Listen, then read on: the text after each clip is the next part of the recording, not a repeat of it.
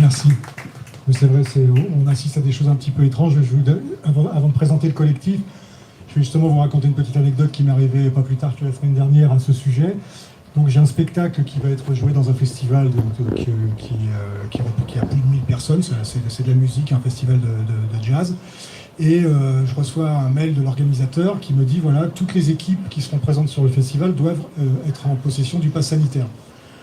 Ce à quoi je réponds que moi, en tant qu'employeur des artistes, je n'ai pas vocation à imposer quoi que ce soit, et même plus, c'est que dans le cadre du Code du travail, si j'imposais à mes salariés de se plier à ce pass sanitaire, je suis passible de 45 000 € d'amende et d'un an de prison.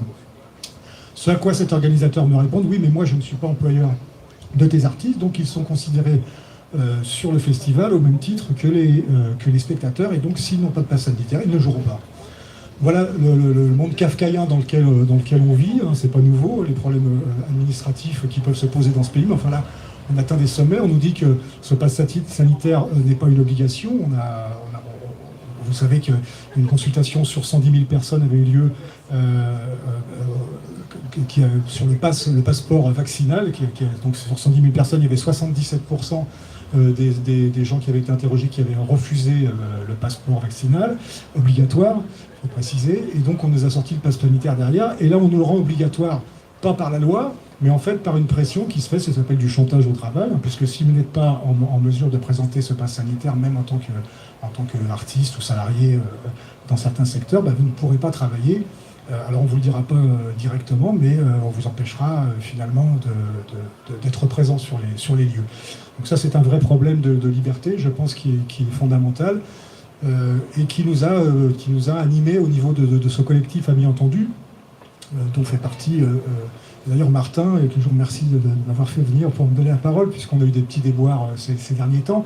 Donc ce collectif a été constitué non pas par moi, j'en suis un petit peu responsable maintenant, mais on a été 6 artistes au départ, enfin 6 membres du spectacle, le directeur de théâtre, producteur, artiste, etc.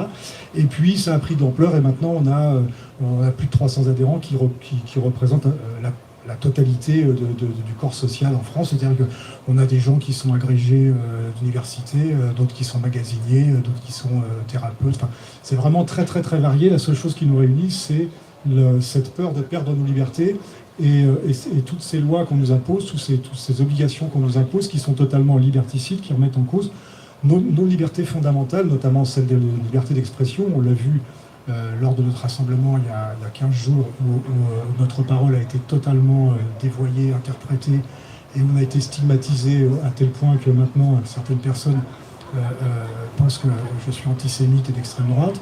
Bon, c'est comme ça, les médias mainstream ont fait leur travail, ils l'ont bien fait, c'est pas grave, tous les gens qui me connaissent savent très bien quelles sont mes orientations politiques et de pensée, et donc ne prête pas beaucoup d'attention à ce genre de choses. Le collectif qui était prévu au départ pour défendre uniquement la réouverture des lieux de culture, hein, c'était comme ça au mois d'octobre, quand on a appris qu'on n'allait plus jouer à nouveau pendant plusieurs mois, petit à petit donc s'est élargi à ce travail de défense des libertés et d'essayer de monter quelque chose de citoyen. Pour ce qui est de Amis Entendus, on n'a aucune vocation électorale ou politique, même si on fait de la politique au sens noble du terme. On n'a pas présenté de liste ni au cantonal ni au régional. Peut-être qu'on en présentera plus tard, mais pour le moment on est en pleine réflexion là-dessus, puisque je pense qu'on ne peut retrouver un renouveau dans ce pays, un renouveau démocratique, enfin retrouver une vraie démocratie, on va dire, qu'en passant justement par des listes citoyennes comme celle que vient de présenter Martin. Pourquoi ? Parce que on voit bien que depuis de nombreuses années maintenant, le taux d'abstention à toutes les élections est de plus en plus important, et on voit bien donc que l'offre qui est faite par les partis traditionnels ne correspond plus aux aspirations de la grande majorité des citoyens, ou peut-être que le discours qui est donné ne correspond absolument plus à ce que veulent entendre ces gens-là. Et donc ils se détournent totalement, il y a un rejet total de la politique, des syndicats, de tout ce qui est institution, et c'est fort dommage, parce que dans ces cas-là, la colère monte, et on risque quand même d'avoir des problèmes de violence à nouveau dans ce pays, comme il y en a beaucoup eu tout au long de son histoire, Et je pense que, comme Martin le dit, le seul moyen de pouvoir changer les choses sur un long terme, bien entendu, c'est de reprendre en main au niveau local les rênes de la démocratie, de présenter des listes citoyennes, qui soient fondées sur le fait de se mettre au service des gens qui votent pour nous, et non pas, une fois élus, d'être au service de gens qui ont permis qu'on soit élus, mais en finançant nos campagnes, par exemple. Donc voilà, donc ça c'est très très important. Je pense qu'il va falloir... Je sais qu'il y a pas mal de listes qui sont nées sur toute la région Île-de-France et même tout dans la France entière. Bien sûr, ça a démarré un peu tard, donc évidemment, pour cette première fois, les choses seront certainement pas décevantes, mais on va dire pas à la hauteur de ce qu'on pourrait espérer en termes de résultats électoraux. Mais je pense qu'il y a un processus qui est en marche. Je pense qu'il y a un processus qui est en marche et que ce processus est très important. Ah, pas en marche, d'accord, excuse-moi. Non mais il y a des mots qu'il faut éviter, je ne vais pas en redire un autre parce que...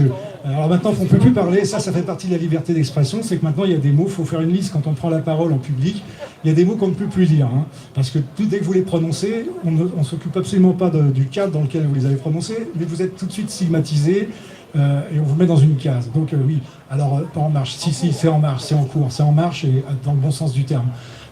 Voilà, donc je pense que les élections présidentielles approchent, c'est encore trop tôt pour qu'il se passe quelque chose, mais il va y avoir un mouvement qui va se mettre en place et peut-être dans quelques années, dans 6 ans, dans 10 ans, je ne sais pas, mais je pense que le seul moyen de changer les choses dans ce pays, de retrouver une vraie démocratie, de remettre en avant le fait que nous sommes dans une république dont la première des devises est la liberté, de remettre ça, liberté, égalité, fraternité en avant, c'est justement de repasser par une reconquête de tous les postes électoraux et de faire de la démocratie locale avec un objectif beaucoup plus large qui va petit à petit aboutir sur un objectif national. Voilà, donc Martin, bravo pour ta démarche, parce que c'est super courageux, parce que ça demande un investissement colossal, du temps, de l'abnégation.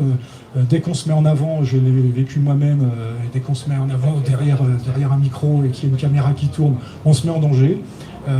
Donc il faut aussi le savoir, on prend des coups tout de suite, parce qu'il y a des gens qui n'ont pas du tout intérêt à ce qu'on parle, et qui ont les moyens de tenter de nous faire taire. Donc voilà, bravo Martin, c'est super courageux, il faut y aller, continuer. Je vous invite à tous à le soutenir et à en faire la promotion. Il reste une semaine. En une semaine, on peut faire des miracles. Merci.